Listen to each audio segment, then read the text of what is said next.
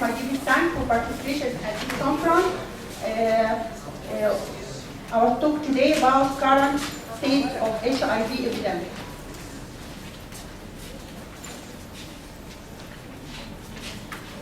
Although there are many areas to be tackled in the area of HIV epidemic, however, I will highlight about 4 areas. First is definition of key concepts and measures in HIV, provide an overview of the status globally of HIV epidemic, as well as current status in Egypt, describe accessibility to prevention and treatment services, and finally, factors, efforts of national HIV control program in Egypt.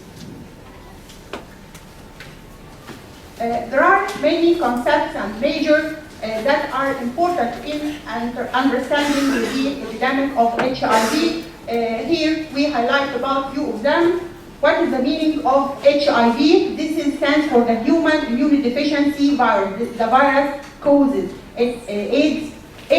This stands for the acquired immunodeficiency syndrome, most advanced stage of HIV disease.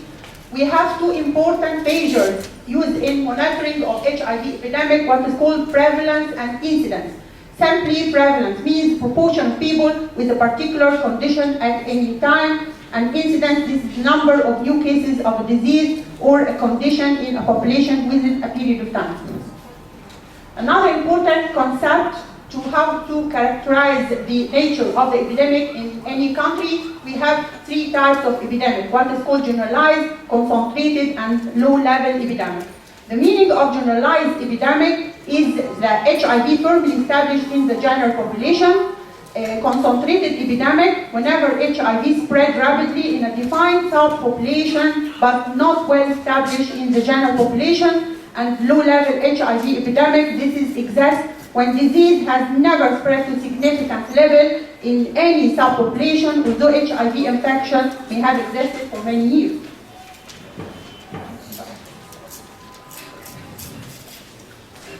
Think about HIV as a continent, beginning with HIV exposure, then HIV infection, this is undiagnosed stage, and then HIV diagnosis, serology, AIDS diagnosis, and finally, and unfortunately, for all of cases, AIDS-related deaths, and unfortunately also there is no cure for HIV cases. Looking at the current at the global worldwide status of HIV, there are about 34 million of people living with HIV. This is according to the statistic of 2010. More than 2.5 million are newly, among these are newly infected cases. Although the advanced efforts in prevention and the control, there is still continuing of the new cases. HIV is the leading cause of death worldwide, and it's cause number 1 of mortality in the sub-Saharan Africa, and we can see that more than 2 million of people die yearly HIV, and annual mortality declines nowadays due to advance in accessibility to the antiretroviral treatment. And looking at the course of HIV epidemic, we can see that first cases of HIV were identified 30 years ago, and more than 60 million people have infected with HIV over the course of the epidemic, and more than 30 million have died as a result. Whenever we search about factors that shape the epidemic, we can see that majority of people with HIV don't know their HIV status. There are 2 reasons important for growing epidemic of HIV. The first is people are living longer with HIV due to improved treatment and expand access to treatment and care. And the second is that millions of people continue to become infected each year. Still, most people living with or at risk of HIV don't access to HIV prevention, treatment, and care. Keeping in mind that HIV, AIDS is really not one epidemic, it's multiple epidemics. Not all communities, regions, and populations are affected in the same way. So we can see that key population at higher risk, including men have sex with men, sex workers, and people who inject drugs. Also, other vulnerable populations include women, young people, and children born to HIV-positive women. As the affected group, the number of people living with HIV widely across the country, the response to HIV must be tailored to local realities. Here, this slide, sorry.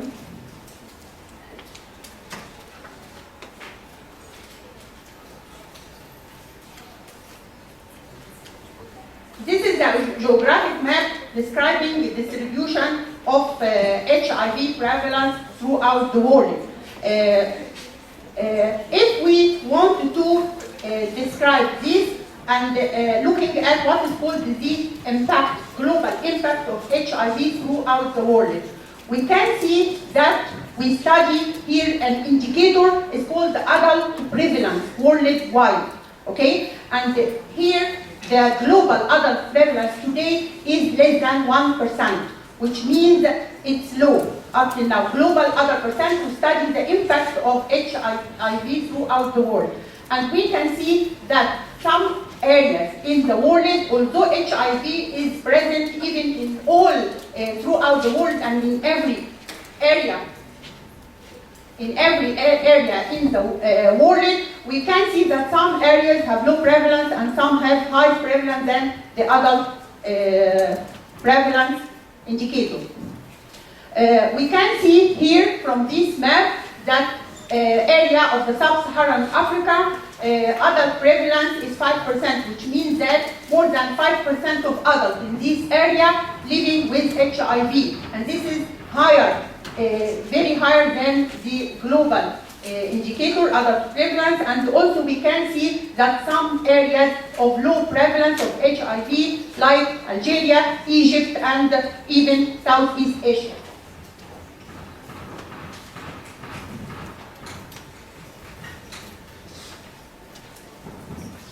Another way to address the impact of HIV globally, worldwide, by examining what we call the people living with HIV by region. And we can see here from this figure that 2/3 of people living with HIV occur in the sub-Saharan Africa. And this region contains more than 40 countries, including Botswana. This is the highest area of HIV, Nigeria, South Africa, and Switzerland.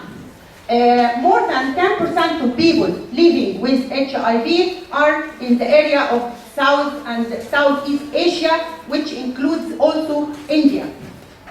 4% of people living with HIV occur in the area of North America, including United States of America, and similar proportion occur in the Central South America, and another similar proportion, 4% in Europe and Central Asia.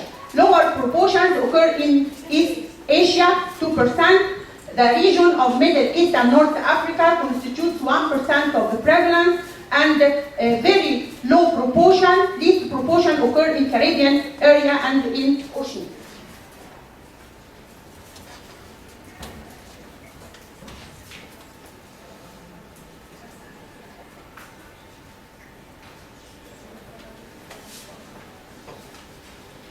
This slide ranks the top 15 countries by number of adults living with HIV and by adult prevalence.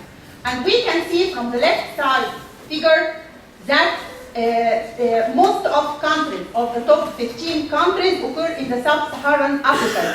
And the countries outside this region, including India, United States of America, China, and Thailand, among the top 15 countries, containing a largest proportion of the person living with HIV.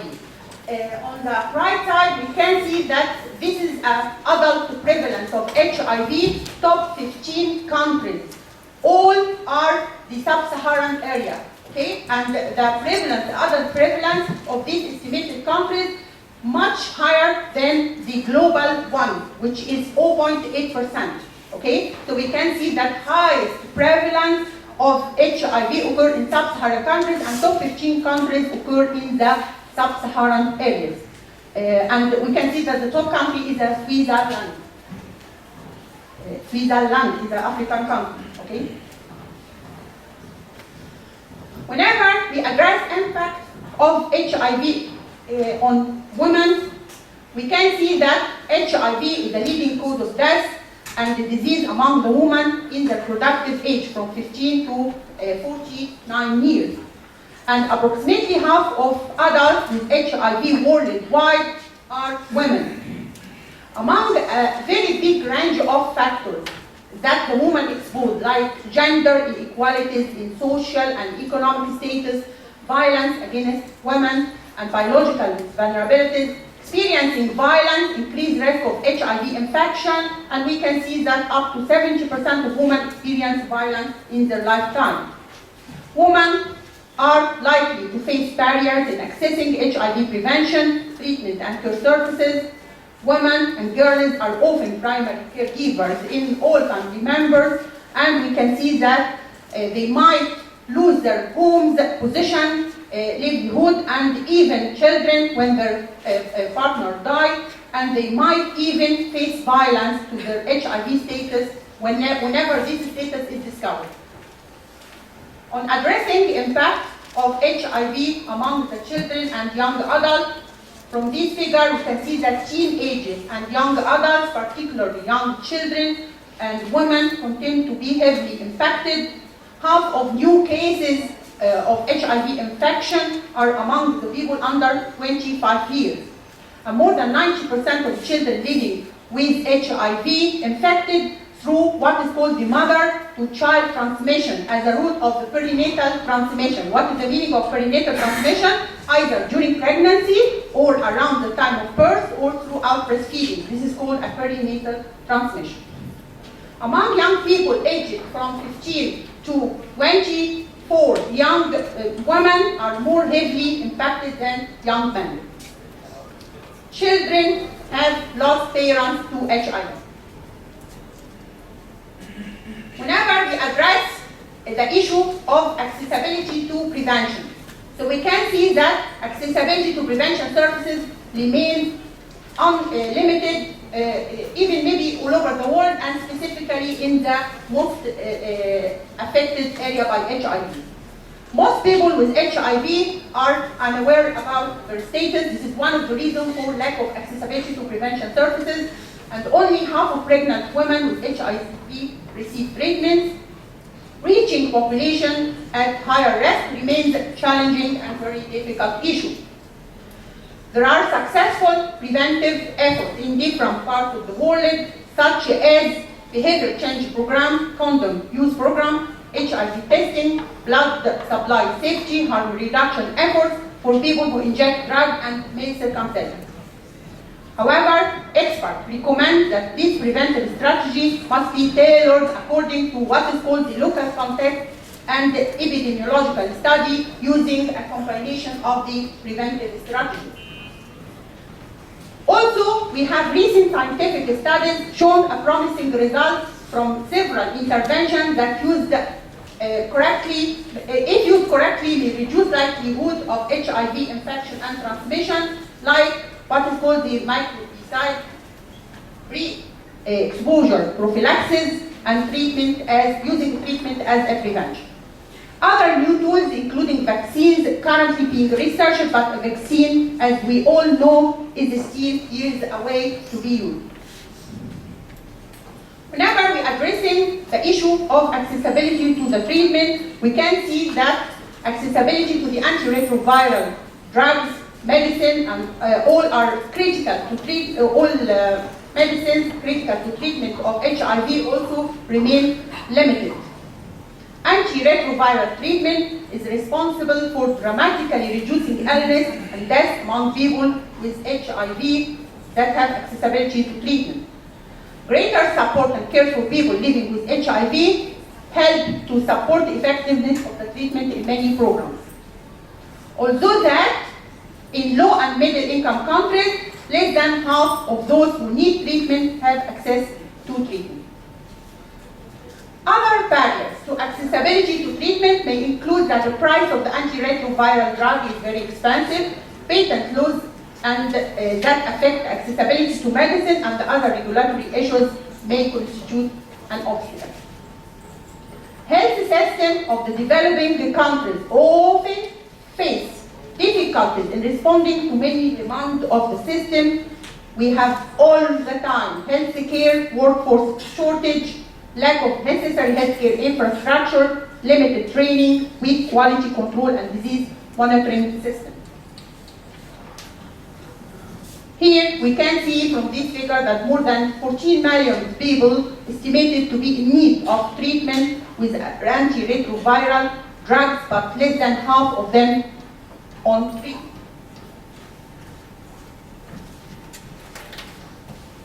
So, what is the global response to this challenge? It involves many sectors, including governmental, private, and non-governmental sectors, which are in turn comprised of a range of key stakeholders. And here we can see that, here we can see that many sectors that share in this challenge for the problem of HIV epidemic, like for example, international organization, United States UNAIDS, WHO, countries, donor and developing countries, also private sector like pharmaceutical companies and foundation, academic and research organizations like universities, research in institutions, civil society, non-governmental organizations and community participation, and the individual living with HIV, family members and the community members. All sectors should share in this challenge.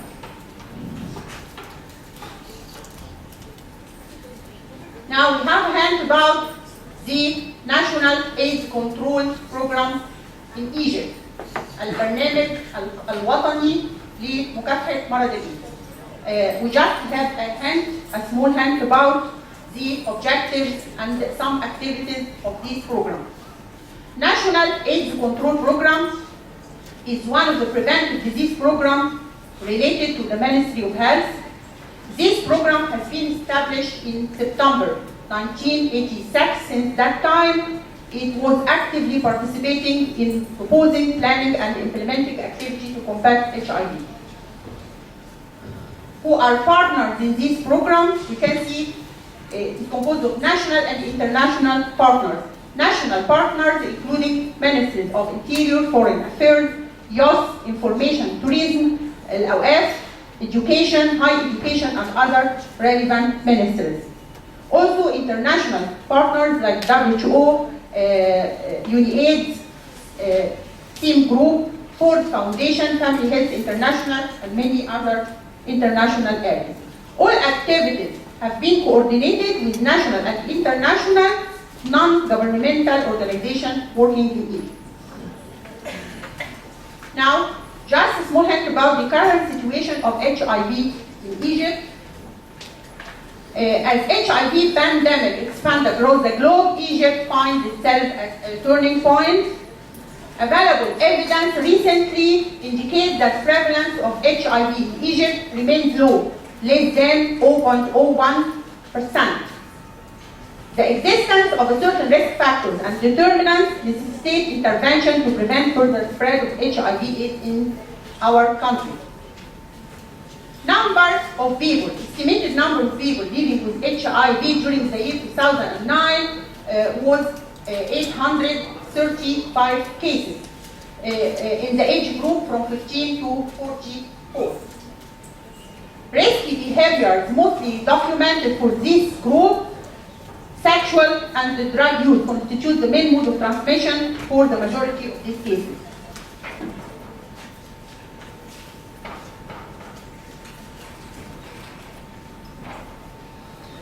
This figure illustrates gender distribution of HIV cases, and we can see that this is mostly occurred in males, 83%. And distribution of case among the mode of transmission, you can see that just less than half of cases transmitted through the heterosexual. This is the condition in Egypt. heterosexual transmission. 19% through homosexual and similar proportion through the renal dialysis. Lower proportion through the blood transfusion constitute 8%, 5% for unknown causes, 3% among the intra-drug user, and mother-to-child transmission constitute only 1% of cases.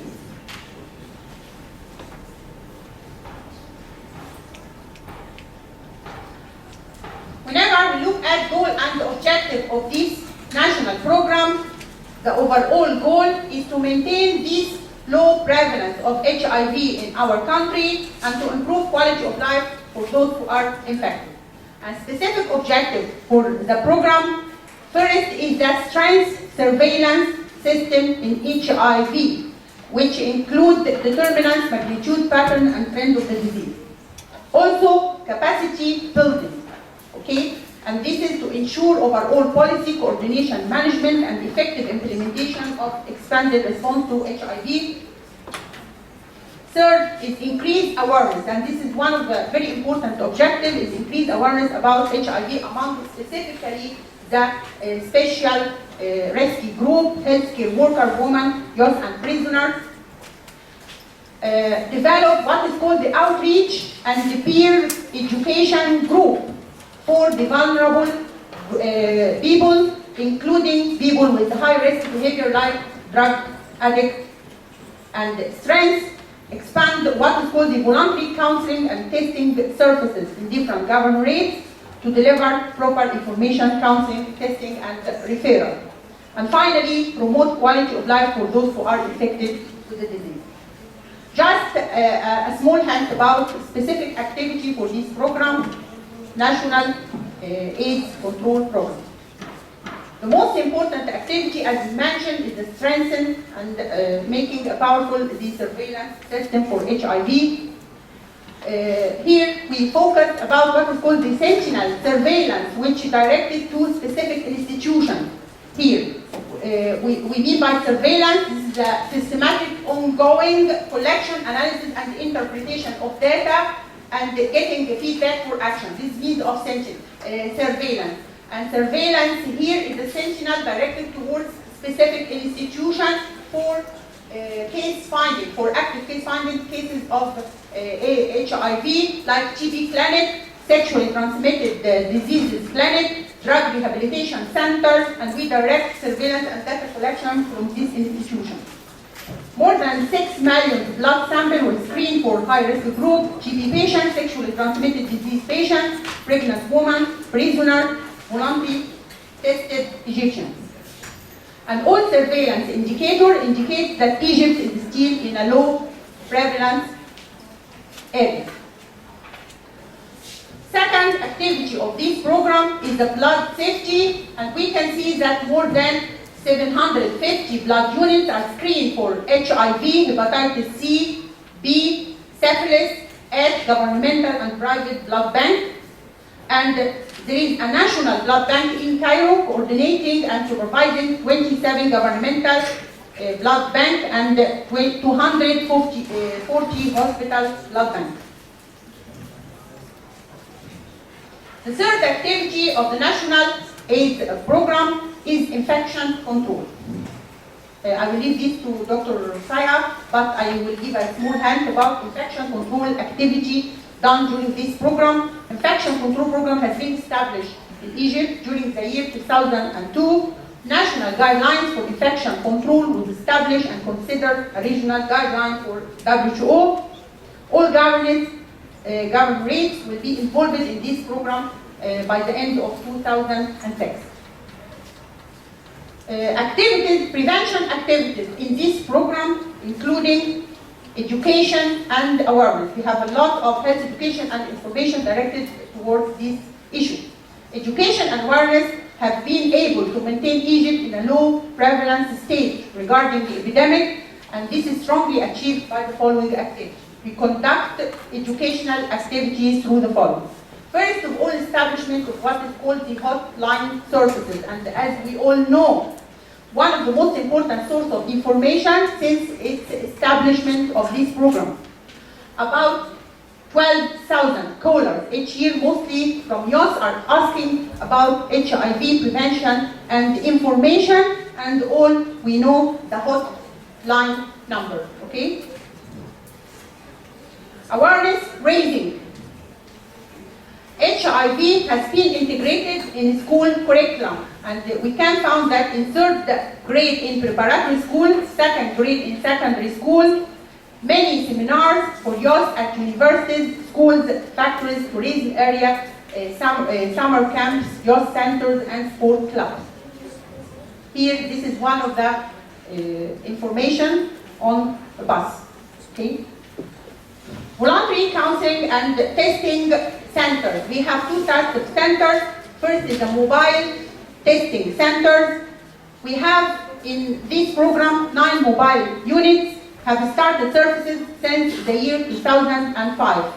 Present located in Cairo, Alexandria, South Sinai, Red Sea, Luxor, Aswan, Minya, Marbella, and testing and counseling for HIV, hepatitis B, hepatitis C, all provided for free. Referral of TB patient and drug user for hospital and rehabilitation center occur after testing.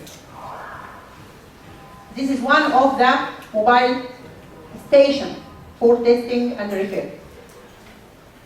The second type of center is the fixed center. And here we can see that 6 fixed centers have been established as a central lab in Cairo, Hurghada, Kafr al-Sheikh, Asyut, Bani Suef, and Sharqiya. 4 fixed centers are recently established during the year February 2006. HIV testing and counseling service provided for free, totally free, to encourage the vulnerable groups, especially the youth. Also, one of the activities, important activity in this program is providing care and support for people living with HIV. Through what is called the clinical care, comprehensive care program for those people affected, including easy accessibility to the antiretroviral drugs. Strategic plan to provide antiretroviral drugs to those who are eligible for starting therapy have been recently conducted during January 2005. Treatment therapy is provided by the Ministry of Health for free. And all AIDS cases are followed up by lab investigation through CG4 count at central lab every 6 months. Also, HIV Care Center, one of the activity of the care and support giving to the people with HIV. Decentralization of the drug distribution in 6 fever hospitals at Cairo, Alexandria, Tanta, Minya, Sharqiya, and Asyut in order to ensure easy accessibility to all HIV-infected individuals with antiretroviral drugs. And these centers are specialized in providing accurate and periodic assessment and follow-up of patients in the form of full clinical examination, complete laboratory investigation, and provision of the HIV drug. Also, one of the activities of this program is training program. This is directed to all physicians and nurses working in all government on clinical management and nursing care were conducted during the past 3 years. National guideline for HIV clinical management has been produced. And finally, what is called the support groups, which are very important for HIV patients. National AIDS program has started a very important activity as establishment of support groups during the year 2004 for people living with HIV, where they used to meet together regularly in order to share experience in different social and psychological aspects. Each group includes from 10 to 15 affected persons. Thank you very much.